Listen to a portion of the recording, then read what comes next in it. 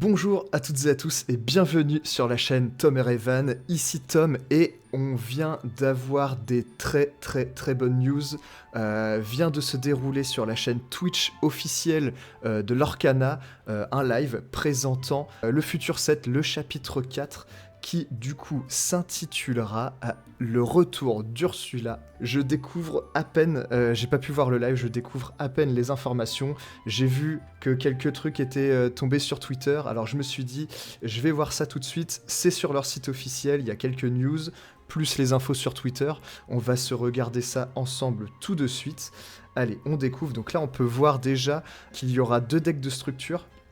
On peut apercevoir Hercule ici. Au-dessus, je vois pas très bien qui c'est. Ici, il y a les personnages de Encanto. Donc un des tout derniers Disney qui était vraiment très cool, donc plutôt pas mal. Et on peut voir aussi sur la jaquette de la display, on peut voir Ariel qui serait visiblement Floatborn, en tout cas elle est de manière assez stylée. Ursula, évidemment, on retrouvera forcément des cartes Ursula, je l'espère, vu le nom du chapitre 4. Et on peut voir ici Sisu de Raya et le Dernier Dragon. On avait déjà eu une carte Sisu légendaire au chapitre 2, qui était pas folle, donc à voir si les prochaines cartes seraient pas mal. On peut voir une deckbox du génie et de la Blanche-Neige, pourquoi pas, avec des sleeves, plutôt sympa. Et par contre, les tapis, alors là, ils nous régalent. On a le tapis de la fée clochette géante, une des meilleures cartes acier aujourd'hui, et l'artwork est vraiment très cool. Sur un tapis, ça rend super bien. Et la réponse, qui est aussi un artwork vraiment très stylé, qui était d'ailleurs la récompense en feuille d'or pour le premier joueur, pour Raclem lors du tournoi de Vernon. Donc un artwork vraiment très sympa, donc plutôt cool de voir ces produits-là pour le chapitre 4. En tout cas, là, il nous régale. Alors, on va lire un peu ce qu'il nous dit. Faites appel à votre courage et à vos glimmers pour vous plonger dans ce nouveau set. Le retour d'Ursula sortira le 17 mai. Donc, on a déjà la date de sortie du set, ce qui est relativement tôt, hein, j'ai l'impression, par rapport à la sortie du chapitre 3. J'ai l'impression qu'il y avait un peu plus de temps entre le chapitre 2 et le chapitre 3. Donc, le 17 mai dans les boutiques locales, indépendantes, et le 31 mai pour la grande distribution. Dans ce nouveau set, vous découvrirez que plus vous avez de magie, mieux c'est. Ok. Et avec l'entrée en jeu de la famille Madrigal, donc là, c'est ce que je disais, la famille Madrigal, c'est les personnages du Disney Encanto. Donc très cool. À mon avis, on aura toute la famille du coup en carte. Vous pourrez compter sur toute une famille magique pour vous aider dans vos aventures. Donc ça, c'est une très bonne nouvelle. Moi, j'avais beaucoup aimé ce Disney, donc plutôt pas mal. J'espère qu'il y aura la chanson Ne parlons pas de Blue, no, qui était plutôt cool. Cette édition s'accompagne d'une quête des Illumineurs inédite. Ok, donc peut-être une nouvelle manière de jouer. En jouant coopérativement ou en solo, vous affronterez Ursula dont les pouvoirs augmentent au fil de la bataille, déployant son armée de glimmers envoûtés. Elle fera tout pour vous ralentir, travaillez ensemble et vous pourrez peut-être remporter la victoire. Alors ça me fait vraiment plaisir déjà, c'est une autre manière de jouer à l'Orcana, mais c'est surtout, ça me fait penser au... Moi j'ai beaucoup joué à l'époque, il y a longtemps, au jeu de cartes World of Warcraft, et il y avait ce qu'on appelait des raids, donc c'était des boîtes finalement, on devait créer des decks pour pouvoir battre les différents boss de la boîte. Et il y avait des situations assez folles avec des cartes géantes, par exemple, qu'on devait mettre à 30 cm au-dessus de la table et la faire tomber. Et en fonction de là où elle s'arrêtait, elle mettait des dommages là où c'était tombé. Ce genre de gameplay. Donc j'espère que ça va ressembler un peu à ça, parce que c'était vraiment une des forces, très grosses forces du TCG World of Warcraft à l'époque. Donc en tout cas, ça me fait extrêmement plaisir de voir ce type de gameplay qui pourrait arriver dans l'Orcana et justement se transformer. Ça restera toujours un TCG, mais avoir aussi cette partie de gameplay un peu plus jeu de société classique, mais à jouer en coopération avec nos amis. Donc vraiment très cool. Hâte de voir ça. Apparemment, on a une petite vidéo YouTube.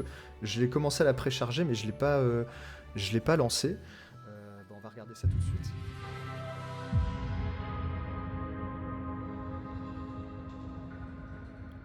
mettre en plein écran.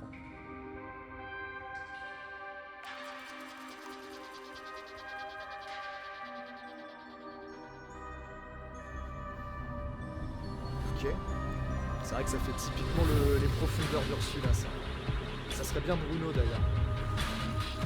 De la famille Madrigal. Ursula.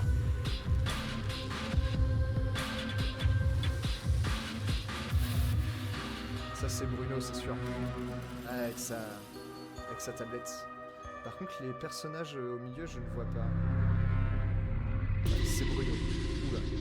Il va pas bien, Bruno.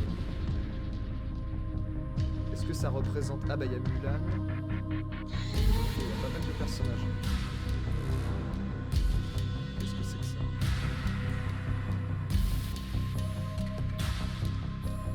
Ça représenterait, je pense, les joueurs.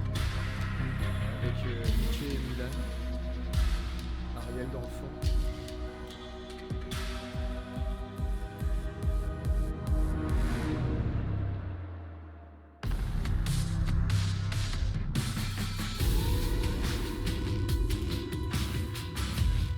Oula. Ça c'est à mon avis pour présenter justement la boîte pour jouer en coopération contre Ursula.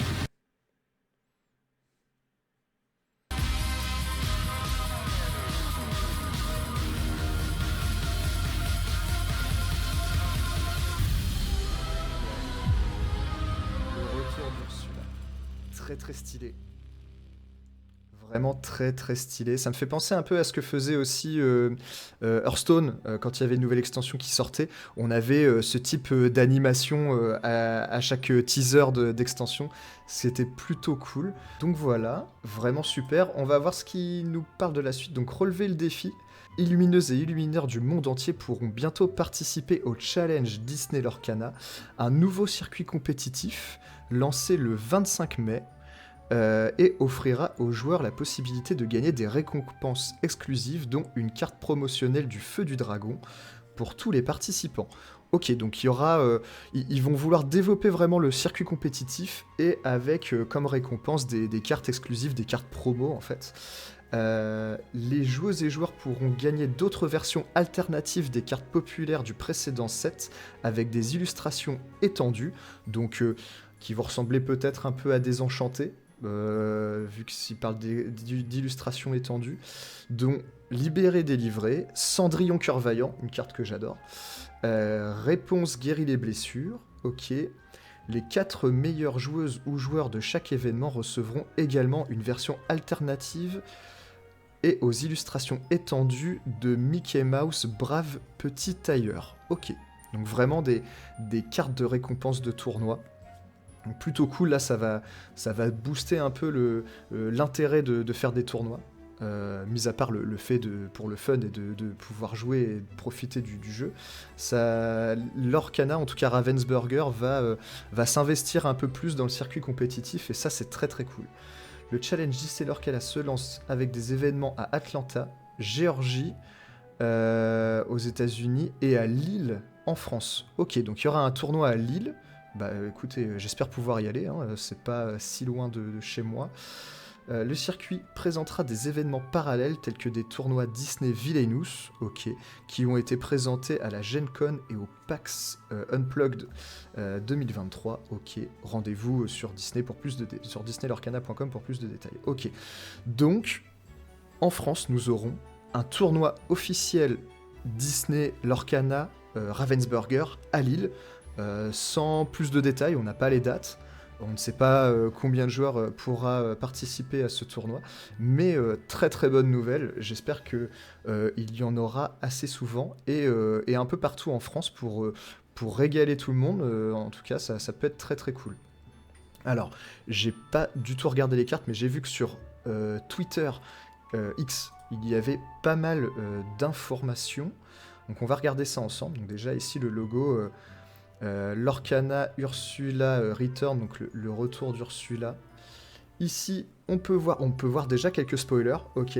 Le deck de structure, donc ça sera un deck de structure ambre améthyste. À mon avis, on verra mieux les cartes d'une autre manière. Et ça, visiblement, ça serait la boîte de coopération, c'est ça. avec des cartes exclusives. En tout cas, les artworks ont l'air magnifiques, vraiment super. Ah, on peut voir le petit porcinet du chapitre 3 ici, donc très très cool, vraiment sympa, incroyable. Franchement, ça me chauffe vraiment beaucoup pour pouvoir jouer avec mes amis, avec ma femme. Franchement, c'est vraiment top ça par contre, hein. Coopération de 1 à 2 joueurs, donc on peut aussi jouer en solo, pourquoi pas. Je pense vraiment l'intérêt ça va être de jouer à deux. Ah, et là on peut voir, ah donc là c'est les récompenses de tournoi comme on pouvait voir. Donc ça c'est la carte Feu du Dragon. La carte est incroyable. Franchement, le nouveau logo est stylé aussi, mais l'artwork est super beau. Il parle de carte étendue, ça veut dire qu'elle n'a pas de bordure sur les côtés, les bordures noires qu'on peut voir d'habitude. Et là, on peut même voir que l'artwork s'étend aussi au logo ancrable, non ancrable, comme ça. Vraiment, là, ils ont fait un très très gros travail sur l'artwork alternatif de la carte, même si c'est globalement le même artwork, mais il est magnifié et beaucoup plus beau. On va voir ce qu'il y a d'autre. Donc là, c'est marqué All Players, donc c'est ça, c'est vraiment pour tous les participants des tournois officiels. Donc là, c'est pour le top 64, il y a Libéré Délivré, la chanson côté Saphir du chapitre 1. Alors là, la carte est magnifique. Franchement, là, ils ont fait un sacré gros travail, hein. Wow, c'est top. Franchement, là, ça donne vraiment envie d'aller au tournoi, là. Enfin, de base, j'ai envie d'aller au tournoi, hein. Je suis allé au tournoi de Vernon, et c'était vraiment très très cool. Mais là, voir ça, oh là là, t'as envie de faire le tour de la France, là, ma femme, elle va pas être d'accord, hein. Le top 16, on a la réponse. Donc la réponse qui est hyper forte, hein, du chapitre 1, qui soigne 3 et on pioche une carte par dommage soigné. Cette carte-là qui commence à coter très très cher et qui est vraiment très forte. Et donc là, donnée pour tous les joueurs du top 16. Donc j'aurais bien aimé avoir ça au top 16 de Vernon. Malheureusement, j'ai fait top 16 un peu trop tôt. J'espère pouvoir réitérer l'exploit, mais la carte est sublime. J'aime beaucoup ces effets derrière de coups de crayon comme ça, là c'est vraiment, vraiment stylé, les cartes sont magnifiques. Alors on a un premier spoiler, donc c'est une Ariel, elle coûte 6 ancrable, 3 d'attaque, 8 de vie, l'or pour 2, donc des très bonnes stats. Elle a Shift 4 en plus, donc elle peut être jouée sur la Ariel qui côté ambre et qui chante qu'à Méloman 5. Et à chaque fois que vous jouez une chanson, vous pouvez payer 2 et infliger 3 dommages à un personnage. Et c'est une carte très rare. La carte, je la trouve vraiment très forte. Après, elle va être... c'est une target à Madame Medusa, mais la carte est quand même hyper forte. C'est une Floodborn, donc plutôt pas mal. On voit qu'il commence à y avoir pas mal de synergie avec les Floodborn. Je pense au Bucky. Bon, là, je pense que cette carte, elle est vraiment pour le deck Embrassier. Après, pourquoi pas dans un autre deck. Moi, quand je vois ça, je pense tout de suite au Embrassier avec les flûtes et qui chante beaucoup de chansons. Qu'est-ce qu'on a d'autre? Alors, on a Mirabelle Madrigal. Elle coûte 5, non ancrable, 3 d'attaque, 5 de vie, l'or pour 2. On va dire c'est des stats ok.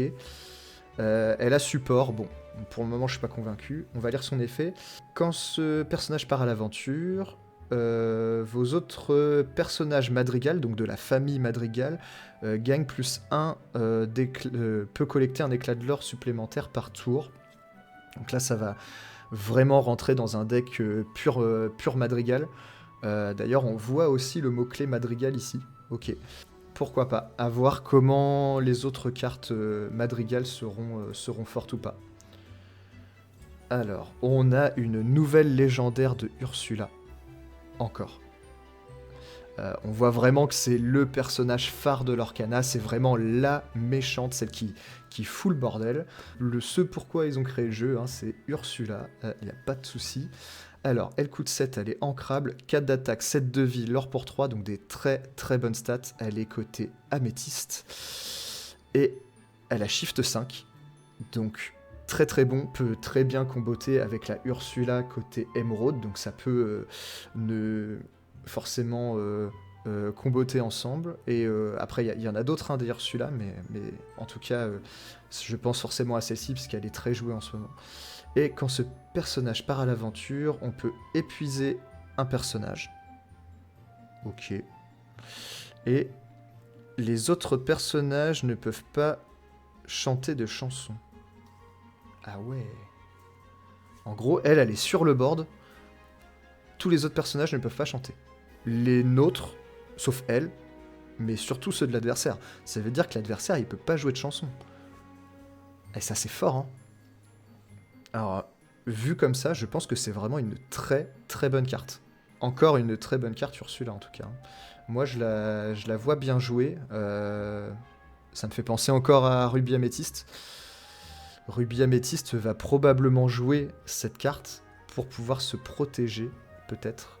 Après, est-ce que c'est vraiment ce que Ruby Améthyste veut faire? Je ne sais pas. Mais en tout cas, une carte très très puissante. L'artwork est encore très très stylé, hein. Alors ici, il y en a un peu plus, donc celle-là, on l'a déjà vue. Mulan, une légendaire de Mulan.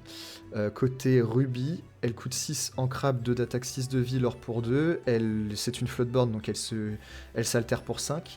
Et quand ce personnage est joué, if you use shift to player, donc si elle est altérée, si elle est jouée pour 5, elle a plus 3 d'attaque ce tour, donc ça devient une 5-6, ok.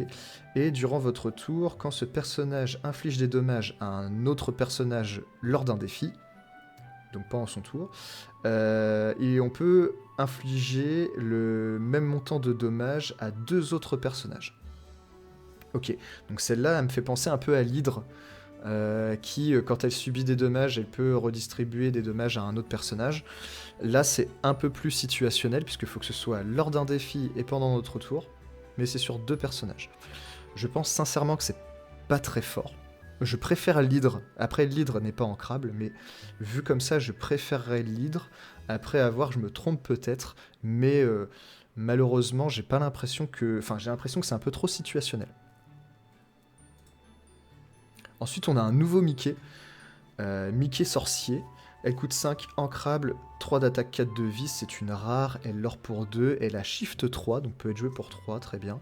Résiste plus 1, c'est plutôt pas mal. Et quand on joue ce personnage, infliger des dommages à un personnage égaux au nombre de balais qu'on a en jeu. Ok, donc là c'est vraiment un deck Mickey balai. Le but c'est quand il arrive en jeu, si on a des balais sur le terrain, on va infliger des dommages. Il a des très bonnes stats s'il est joué pour 3. S'il est joué pour 5, un peu moins. Je dirais que c'est moyen. La carte est intéressante si le deck balai est viable. En tout cas, c'est possible. Avec ce type de carte-là, c'est possible. Ensuite, on a Yensid. Il coûte 2, il est ancrable, 1 d'attaque, 3 de vie, l'or pour 1. Quand on joue ce personnage, si on a des balais magiques en jeu, on pioche une carte. Plutôt pas mal. Et quand vous avez 2 balais ou plus en jeu, ce personnage gagne plus 2 éclats de l'or, donc il pourrait partir à l'aventure pour 3. Donc là, à nouveau, une carte, je pense, indispensable dans un deck balai, parce que vu comme ça me paraît fort. Mais c'est une légendaire. Donc qui peut, si le deck balai est viable, ça peut être pas mal. Bah écoutez, faites le plein de balais avant la sortie du chapitre 4, hein, parce que si le deck est viable, ça peut être cool. En tout cas, moi ça me plaît, ça va changer un peu, ça fait vraiment un deck à thème, donc plutôt cool. Vraiment sympa. Ouh là là là là. Ouh, qu'est-ce que c'est que ça? Non mais vous avez vu ça les gars? La Cendrillon Cœur Vaillant, donc ils nous l'ont teasé, hein, que c'était une récompense de tournoi. Mais là, elle est magnifique. L'artwork, il est fou. Elle est magnifique. Incroyable. L'artwork est fou. Avec tout ce qu'il y a autour, là en bas, franchement, faut qu'ils continuent à faire des cartes comme ça, hein. Elles sont complètement folles. Incroyable. La carte est folle. Bah, moi, je la veux, celle-là. Et j'allais dire c'est tout, mais non, il y a encore des spoilers. Bon, ça c'est une vanilla, on va pas trop passer de temps dessus. C'est une 1-3 pour 1 ancrable. Celle-ci, elle coûte 2, 1 d'attaque, 4 de vie, l'or pour 1. If you have another hero in play, ok. Donc ça c'est vraiment dans un deck héros. Si on a un héros en jeu, elle collecte un éclat de l'or supplémentaire. Pourquoi pas dans un deck assez aggro. Après, est-ce que le Saphir veut vraiment faire ça? Je suis pas sûr. Et le trident le trident de Triton. Elle coûte 2 en crabe, c'est un objet. Vous pouvez bannir cet objet, choisir un personnage, il a +1 d'attaque pour chaque carte que vous avez en main. Je pense que ça ne sera pas joué. Trop... Ouais, non, je pense que c'est nul. Qu'est-ce que c'est que ça? Donc ça, c'est le derrière de la boîte. Ok, bon, à la limite, ça, on va passer. Alors, une autre réponse. Elle coûte 5 en crabe, 3 d'attaque, 5 de vie, l'or pour 3, donc des stats plutôt ok. Et si vous avez un personnage nommé Pascal en jeu, ce personnage a hors d'atteinte. Je sais pas, c'est plutôt intéressant parce qu'elle a l'or pour 3. Après, est-ce qu'on a vraiment envie de jouer ça? Je ne sais pas. Le dingo, côté rubis, elle coûte 4 en crabe, 2 d'attaque, 4 de vie, l'or pour 1. Elle a charge. Et quand ce personnage challenge un autre personnage, donc qui va globalement attaquer dès qu'il va arriver en jeu, on gagne 2 éclats de l'or. Plutôt pas mal. Ça, je trouve ça intéressant. Elle coûte un peu cher, mais pourquoi pas. Après, est-ce que vraiment Ruby veut faire ça? Je ne sais pas. Mais l'effet est pas inintéressant. Et on a Hans, une commune. Elle coûte 3 ancrables, 3 d'attaque, 2 de vie, l'or pour 2, donc des stats très moyens. Et quand on joue ce personnage, si on a une princesse ou une reine en jeu, il gagne un éclat de l'or. Je pense que ça ne sera pas joué, malheureusement. Est-ce qu'on a autre chose? Alors, on peut voir un peu plus en détail l'autre deck de structure. Est-ce que ça serait pas Rebelle? Non, c'est qui? Alors là, je me trompe peut-être, hein, je sais pas qui c'est. En tout cas, c'est clairement un personnage Floodborn, je pense. Encore du Hercule. Peut-être que choper les bonnes cartes Hercule, enfin la carte Hercule qui est à Alter du chapitre 2 peut être intéressant avant la sortie du chapitre 3. Si les nouvelles cartes Hercule sont fortes. Là, comme ça, je vois pas qui est ce personnage.